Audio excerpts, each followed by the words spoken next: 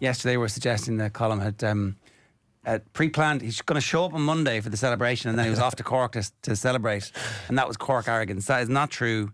It was a pre-booked day off. We were joking about it yesterday in your absence. Oh, thanks for explaining the reason. Didn't acknowledge that at the time. Jesus, yeah, I didn't acknowledge that, did you? What did you say? No, of course not. Like, that's the gag isn't a good gag. Oh, hey, here's the funny bit where we're pretending Colm didn't actually... front up for your teammates, you know. But I'm glad in my absence you spoke well of me.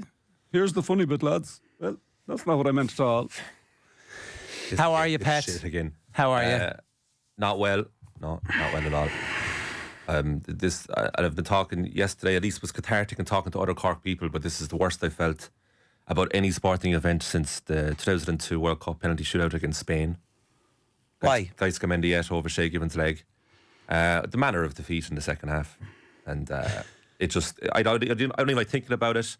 Obviously, we do our own research for this show and we look at things so we can talk about them objectively and analytically, and I still have to do that. I appreciate that. It's still part of the job. But I don't know if I'll ever be able to watch that game back. See, I went straight home and watched it back. It was on. It was Sick on. bastard. It was on TG Car. I think you're loving this more than I'm hating it. It was amazing. Which is something. You were the biggest Cork backer. You've been saying that Red Storm Red Storm for years. That's true. And I was nearly right. You were giddy so about look, it. You were kind of saying, what's the point in Tip showing up? Colm, in many ways. And you hate Cork. So it was like two different emotions that I've been dealing with the last few weeks. Colm, in many ways, I'm the biggest loser here. Because my long-standing theory about Cork being the coming force has just been blown out of the water. Yeah. Now, I did tell you all I backed Tipperary before the semi-finals at 4-1. Yeah, you told us because they won. Because they won the semis. No, you said 10 points. I think you said shellacking. That's what I expected. Yeah, I heard you say it on News Talk on Friday afternoon as well. I went mainstream with it. Yeah, you did. Yeah, you put it out to the masses. You let people hear it for real. I did, yeah. So I'll have to throw that back on Friday evening. Yeah, but you're right. Yeah, yesterday was pre-planned. I was always going to come in Monday morning, regardless of the result. Always. But yesterday was one of the worst days off I've ever had. It was just, it's just awful. I don't even like talking about this really. I thought I did a debrief with the neighbour across the road, who's a dub, but he goes to all the hurling games, all the hurling finals throughout the years, and I just had to cut it short, debrief, walk away. It's like, it's just, it's too much. Dennis Walsh came on yesterday and... was he good? I bet he was. He was great. He was like 82, 83, back-to-back All-Ireland final defeats to... Well, I told you Billy Boohig referenced that in the walk back afterwards. It's weird though, because the second half I wasn't even that depressed. It was more shock. And as I said to you on Monday, I applauded Tip at full time. I thought Tip were brilliant, so I enjoyed watching Tip at least. And then we ended up having a great night on Sunday, as you often do in defeat. It becomes weird, you know. You have like first half an hour might be quite enough, but then you kind of just forget about it. I suppose you were literally drowning your sorrows, but then Monday morning to now, it's like getting worse as the week goes on. It's like a hangover. It is, yeah. That's exactly what it is. The grief curve. Which part are you in? That's a good question. I was very low yesterday. You were pretty, just to open the kimono a little bit here, you were pretty narky with us before this. I thought that maybe you'd be grand today, and so therefore me too. Well, now would be the time for us to have a bit of crack, but it was not. No, you can do that. Feel free to do all that. No, there's no problem. There's no problem. Look, I can't control what you say, right? I can't control what's going to come out of your mouth, right? I can only control what I say and what I do. And I'm trying to front up here and be professional and do a show and respect my colleagues, and we put a show together. And you put the show together in my absence, so it's the very least I could front up and do a professional job, but it's killing me inside. I think it would be for everyone's benefit if we have Colm Minogue upstairs in Today FM, who's a proud Tip man, who was on the Tipperary official GAA social page on X. I saw that. The day of the final. I was like, it would be a much better show if he was here. Now I think because he'd be so much happier. And it's to the audience's detriment. You're already playing back what you just said there. I think, like you, he was unavailable for work yesterday, but for different reasons. What were you asking me there? I think he was having what aspect of it is so hurtful? The manner. But beyond that, I suppose, is it just from a personal attachment? I can't go beyond that. Yeah, I think when you live away from Cork, it hurts more as well. Because you're surrounded by assholes like us. Yeah, definitely. Who actually have no understanding of what you're going through. Yeah, and you're just laughing at it to my face as the Cork representative. What? So that's annoying. That's more annoying because I just have to deal with you every day at the moment. You're going somewhere. Your life. Yeah. Well, I mean, then, like, if you keep mentioning it, then it's weird on your part. Like, have you mentioned Tip yet? We did about an hour on Tip yesterday in the making of Liam Cahill and his backroom team with Willie Maher, director of hurling, who's a clubmate when they were growing up of Liam Cahill, and Desi Hutchinson, who he gave his debut to for Waterford. So we kind of see the evolution of him from cutting his teeth as a senior head coach into the man who was able to transform the team this year. And like even I think John Fogarty's piece yesterday, they were talking about the training sessions changed this year from previous years. There was they were getting involved too much. They were stopping the play. And then this year they decided to let it flow a bit. Now, obviously, at some point along the way, that works for them. Yeah. And in retrospect, everything you do is genius. So. Oh, yeah, of course, yeah. Like, I don't know, the way Willie Maher was talking about the team, I hadn't realised that they're the new Red Storm Rising. They won everything. Right. They won Harty Cup, minor 20s. Yeah. But that's good you did a Tip. Division 1, Division 2 schools. Blue and Gold Storm Rising. Nicky saying we're back. They've been doing having none of this now. No, but they've been doing that for years. Like, you go back, like we had Willie Maher on, he won an All-Ireland minor title, I'm pretty sure, with John McGrath, Michael Breen, they won Ronan Maher. Good group. In 2011 or something, yeah, but so from 2011. So the first All-Ireland, so it is like, but I don't think that's necessarily new for Tipperary, if you know what I mean. Like, they've always kind of have their stuff in order for a while. Yeah, I suppose the one a decade as it was. This 3 in 10 years. If they were to start doing that, they'd soon stretch away from the pack. That's Kerry levels of. They're still 7 away from Kilkenny. Yeah. Although, who knows? Oh. I was chatting with Maurice Brosnan last night ahead of the chat today, and he was like, "It is mad in retrospect how all analysis changes, and this thing with the Tipperary bus stopping short and they're walking the rest of it." All right. You know this part? No. Do you see this video where the Tip players get outside? So usually they go out, inside Crow Park. Oh, so they got a big forecourt thing on the music. Okay. And they were applauded in by the Tip fans, and people said it was a genius move by Liam Cahill. But Morris is the actual practical reason, which is hilarious. It's just it's to do with the dimensions of the bus. They're too big. But like, people are like, "Oh, it was an amazing move by Cahill." It was like they own the occasion and they weren't afraid of it and all that. But it's a bit, you were asking me pre-show, and I presume you talked about it yesterday, was the future of Pat Ryan? I mean, that's inevitably brought up, but after defeats like this, whatever manager presides over it. The Owen Cormacan and the Examiner have spoken to the Cork County Board Chairman, who's confirming, I think, that the Cleary's going to stay on with the footballers for a year. That hasn't been fully nailed down, but it sounds like he wants to go another year, and they'd be happy for him to go another year. They said they wouldn't talk about Pat Ryan yet for a while until, because that's just happened. Yeah. It's still too raw, was the subtext.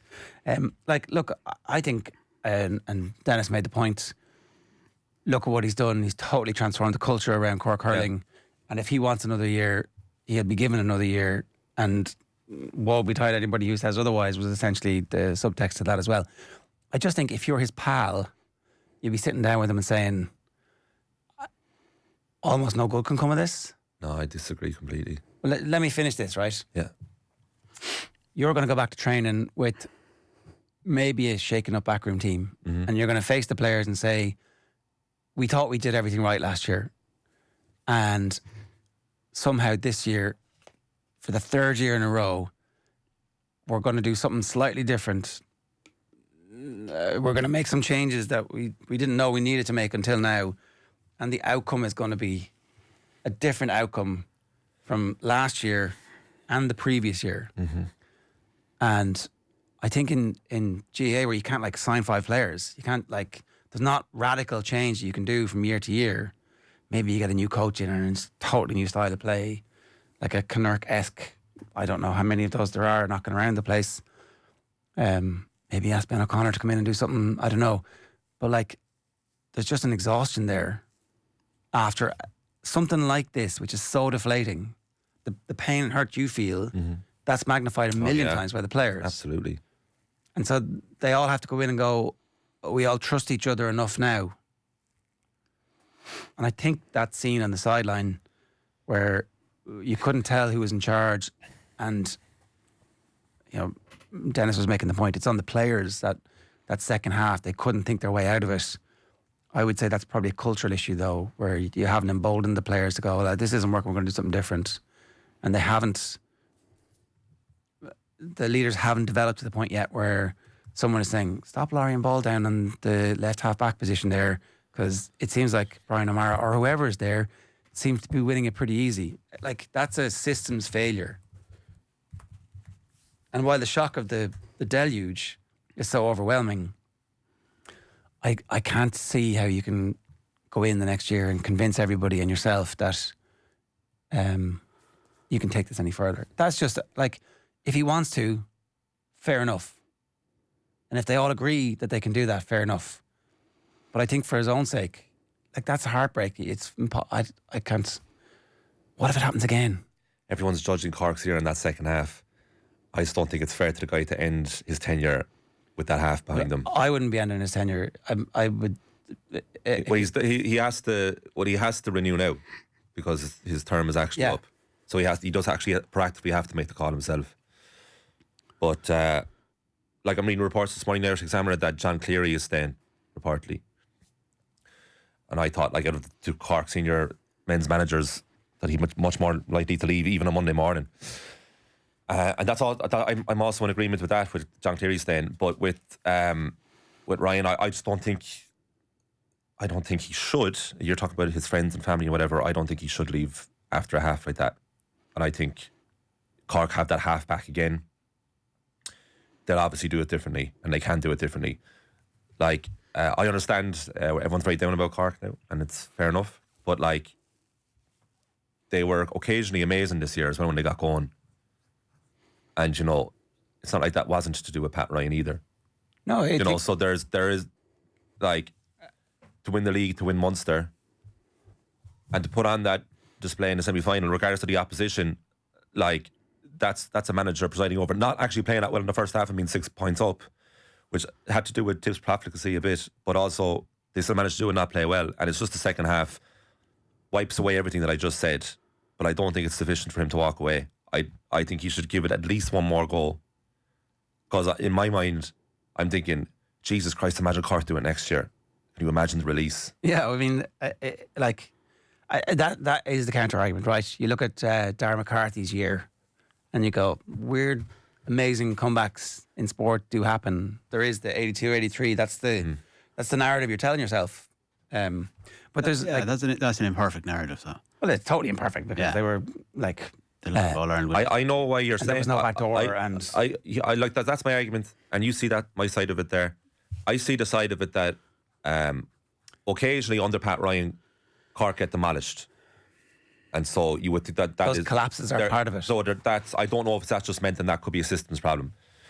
So, you know, Tip played a sweeper, and we'll talk with Maris about that, and it does unbelievable damage despite Cork actually winning that half. It was still tactically perplexing to Cork by the looks of it. And so that is going to be labelled against them, fair enough. But I would see it on the positive side about when they're good, they are occasionally unstoppable. And I think he'll have something to do with that as well. And I just think he has enough credit in the bank for me to give it at least another go. So, but they obviously, of course, need to sort out this huge problem that they have, because that's the second time that's happened this year. And third time, really, if you count the opener of the Munster Championship, when they had a 12-point lead and let it go. But, like, Limerick was worrying, and in fairness, Pat Ryan was so honest afterwards. Remember what he said? He said they didn't show up at all, the work rate wasn't there, we didn't try hard enough. And could you say the same thing about the second half? Possibly. Just gone, you know. Like, so the repeat problem is definitely something that they need to sort, but the pro outweighs the con for me overall when it comes to Pat Ryan because of what he's achieved. I'd love to give him another go. The only difficulty, I think as well, you'd be mad, like, if he'll stay if he wants, I think, personally. I don't think there's going to be any pressure on him. But the only problem is that he's in such a position now that nothing short of winning the All-Ireland can be regarded as, there's no more steps to take. That's what I mean. Like, look, I mentioned that very point to Ryan and Sarah on Monday morning. I was like, the problem with 2026 for Cork is that if they do everything again the same, people are like, yes, so what, we've seen you do that before. Even though that would be an incredible showcase of consistency to win the league in Munster again, it would be like, oh, they've done it again. Yeah. but everyone would be like, yeah, so what? I don't think they're putting as much into the league next season.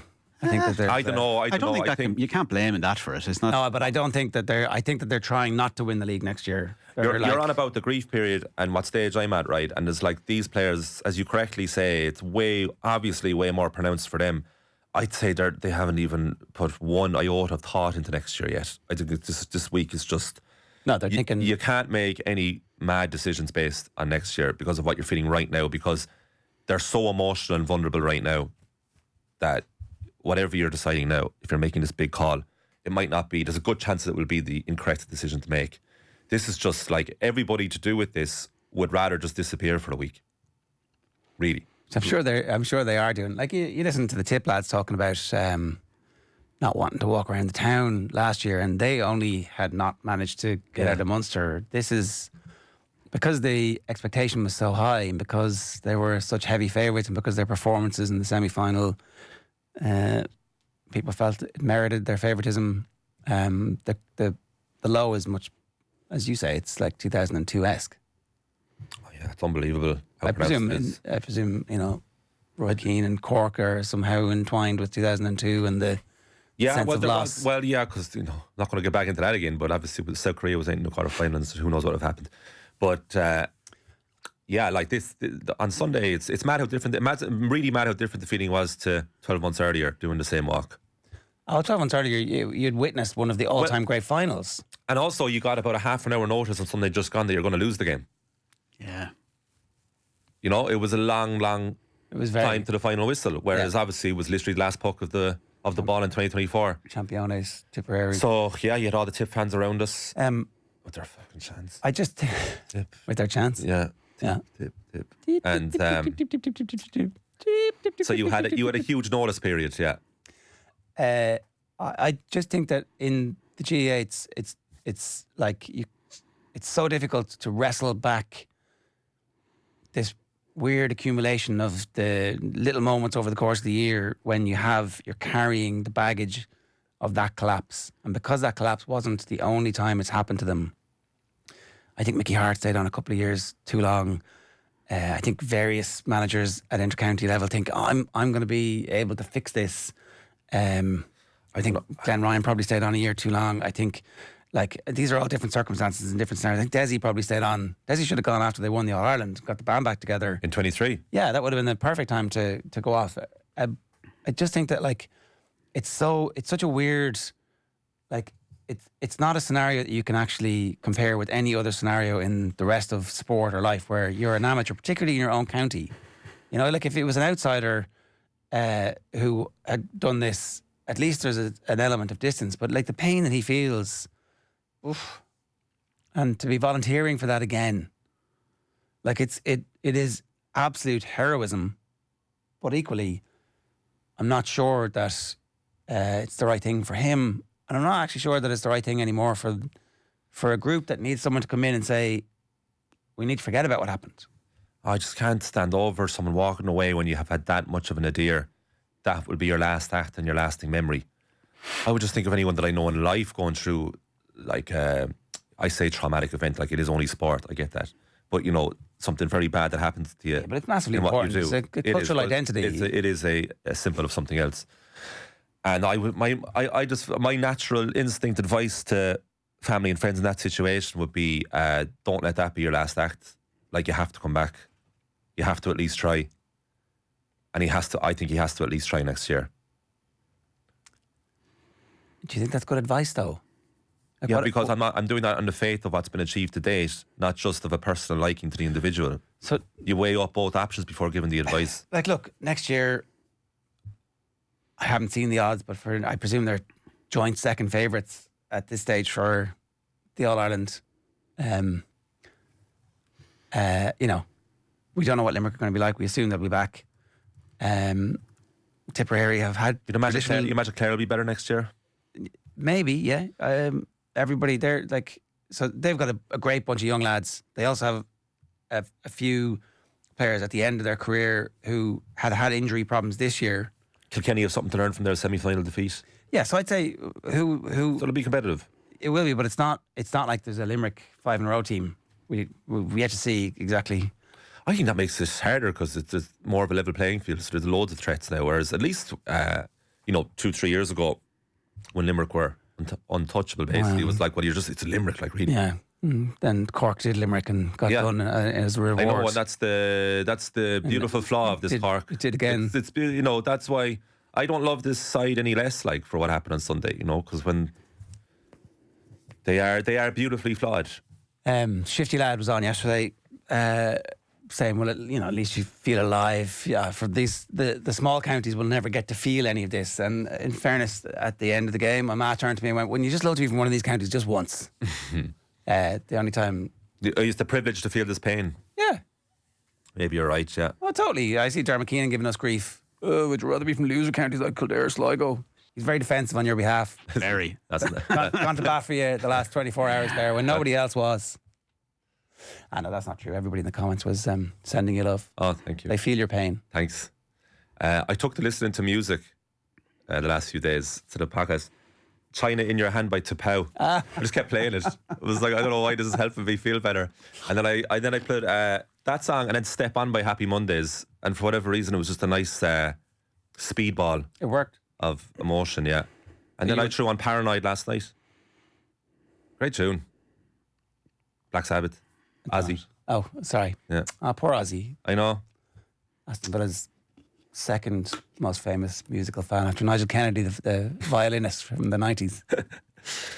So yeah, music has been a big help. Who's crushing the teacup in their hands? Who is the one? Push too hard, your dreams of China in your hands. That was it. Smash. So many candidates for that. Yeah. I did basically do a podcast with a buddy of mine about what went wrong. Because I think with Morris, I'd be happy enough now to get into the objectivity of it. I think I'd find that more palatable with guests.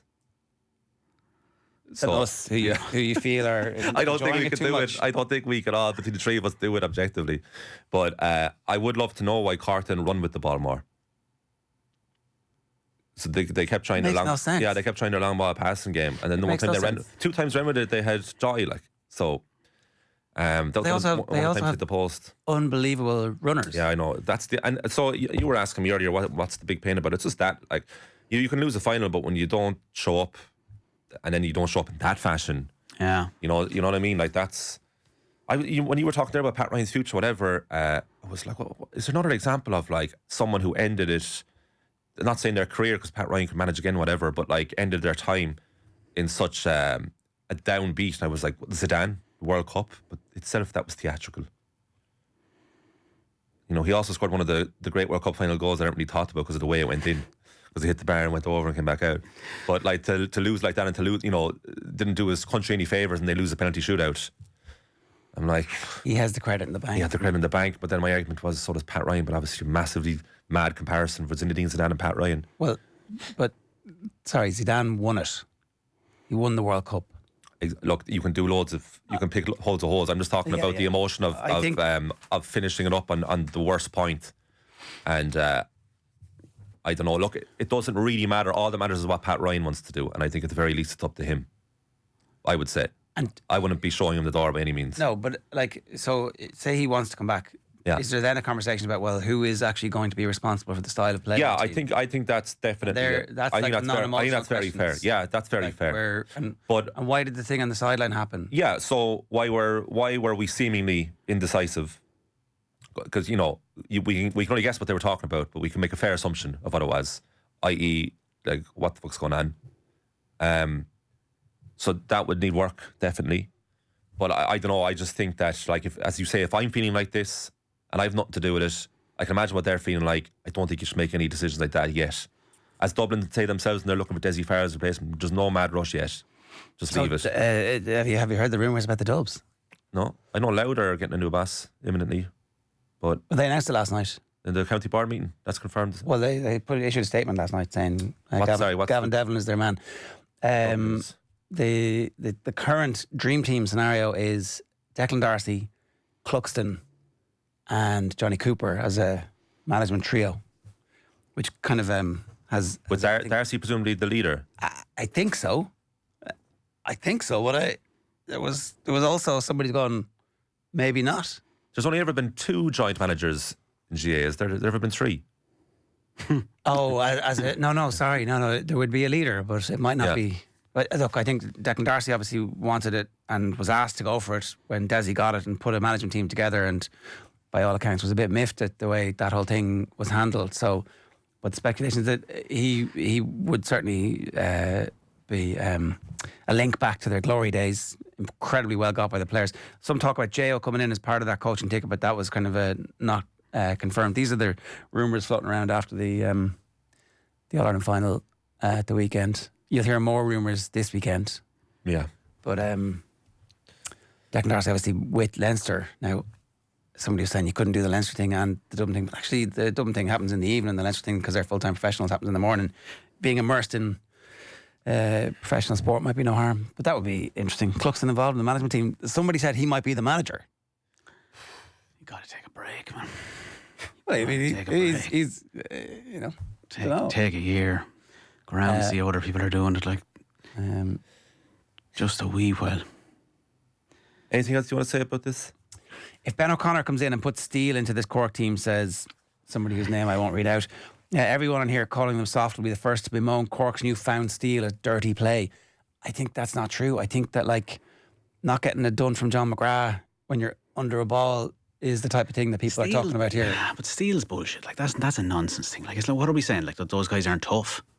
They're obviously tough. Like they're incredibly tough. Like it's that thing is like John McGrath does that because John McGrath's a sensational hurler who's on the go, 10 plus years. Like he's an amazing hurler. The Dubs were victims of it in the semi-final from Cork. Cork are actually totally able to do it. It's just Dublin got way above their station.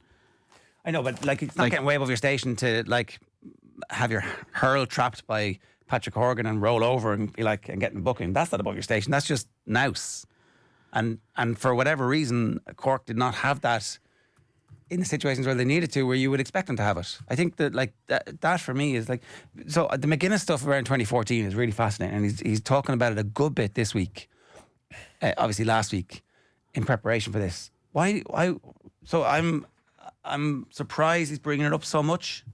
I presume he gets asked about it because it's the same opponents.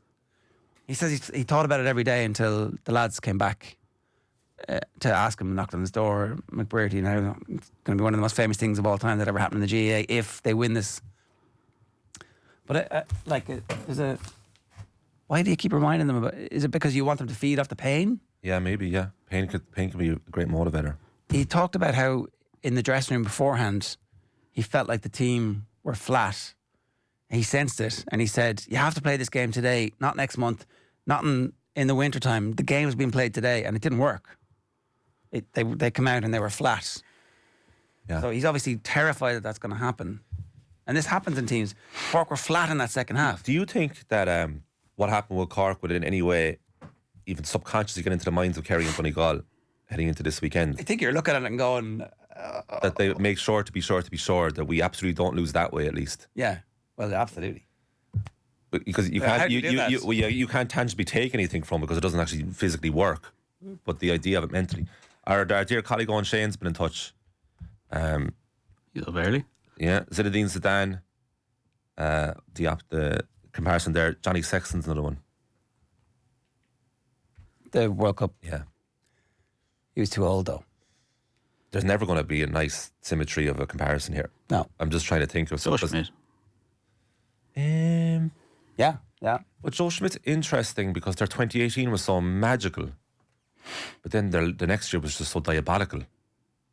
But Cork had happened in one game, let alone one season. I think Schmidt's a reasonable comparison because that World Cup. Well, Schmidt gets a standing ovation at the end of 2018 on the Late Late Show, and he's our adopted child, honorary Irishman, and then not even a year later, a dud. It's difficult to know. It's very, very difficult to know. I just think it's probably. I don't know who I was talking to yesterday. There's something about with Cork, with Dublin, with Kerry footballers in a big, big way. I think as long as any of these teams when they show any sign of light, everyone gets quite excited about it, and you kind of tie in all the old stuff. Whereas, if we were probably being a bit more clinical about it, as brilliant as Cork have been over the last 2 years, they've shown plenty of signs that they can be got at. And you know, it's kind of in last year, like, it comes down to literally Kyle Hayes giving away a penalty in the Páirc Uí Chaoimh, and if that doesn't happen, Cork are knocked out. Pat Ryan possibly loses his job there and then. Yeah. And none of that happens. So it's like, I just think we get lost. Like, there's fine, and it's the same thing when you're talking about Kerry. It's like, oh, this team's going to dominate. It's like, this team could lose on Sunday. The same way that Cork just lost on Sunday, because it's like none of that what's gone before is necessarily important. And you see the way that it comes through, and the most recent example of that with Limerick, where it's almost a case of having to invert everything that's gone before and forget it, and kind of think, no, we don't have to be the same sort of sorry story. We can go and win All Irelands. And almost with the Cork thing as well, it's like, I just don't think it's like, because they're such a successful county, it doesn't mean now that when everything's kind of got right. If Cork were Waterford, for instance, we got same old Waterford. Sure, what would you expect? Like, that's what great thing got so far. But the intrinsic qualities of like this Cork team are no different to the intrinsic qualities of another team who might come and not perform to the level you'd expect of a classic Cork team. What I thought was the physical power, the running ability, and the skill of the team was indicative. And I thought that there's an assembly line that has marshalled the biggest GAA county in the country in the thing that they're most interested in. That, like, it looked like a coalescence of factors, similar to the same coalescence of factors that you would have seen around 2010, 2011, 2012 with the Dubs. But they have collapsed at the last stage this year. And last year they got very close to getting over the line. And I do think there's a success benefit in those counties where the thing gets rolling and it becomes an unstoppable juggernaut. I think that's not true in Waterford. It was true in Limerick, because I think that there's like a weird crop of players who come together that are like unbelievable, and a management team who actually Guardiola-esque changed the way the game was played for a period of time, and now teams are catching up on that, and their best players are coming off their peak. I know we have to go. I just want to say, I think every Cork fan acknowledged there were serious flaws in this Cork side when it was going the utmost well, but I think the feeling was that they're so skillful at their best and dominant that they'll overwhelm anyone. So I think that is the synopsis of this version of Cork. No one's ever claimed that they're the perfect side, and they're no Limerick or Kilkenny in their pomp, but it was the way that they went about teams this year was amazing to watch. So it would have been a fantastic way to win in All Ireland if they had done it right. And that's why people are so behind this side. And the other thing, I know we'll get back to it, is I agree with the homecoming decision. In fairness, I did too. Adrian was saying that you got to front up, and they had to make the call, and I agree with there were a lot of people saying it's not for you, it's for the kids and the future generation. There's somebody, we were talking about the Lions, Matt Williams talking about the Lions, somebody has emailed us from Australia overnight to say his kids met the Lions in a cafe. Owen Farrell in particular was high-fiving the kids and was a brilliant fella to be around, and that if the Lions had just done a bit more of that, there would have been a massive benefit for rugby, but that was kind of impromptu and not structured and organised. So we'll come back to all that a little bit later with Quinny at 8:35. It's 3 minutes past 8. Off the Ball Breakfast is with UPMC Orthopaedic Care. When things don't move, rotate or bend like they used to, choose us to help you get back in action. It's time for the cash machine.